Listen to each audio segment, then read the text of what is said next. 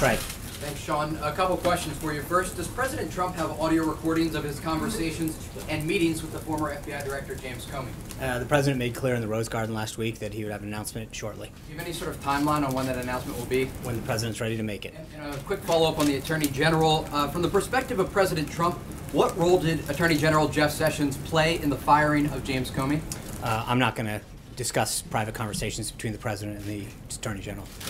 Sean, to that end, when Jeff Sessions testifies tomorrow, do you believe that he should invoke executive privilege on conversations between himself and the President as it relates to Jim Comey? I think it depends on the scope of the questions, and it would be to get into a hypothetical at this point would be premature.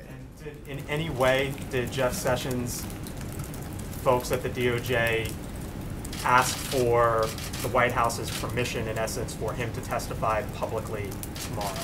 I don't know the answer to that question. I know Congress, generally speaking, sets the whether a hearing is open or closed based on the sensitivity of the subject. Is the President then okay with him testifying in this open setting tomorrow? I think he's going to testify.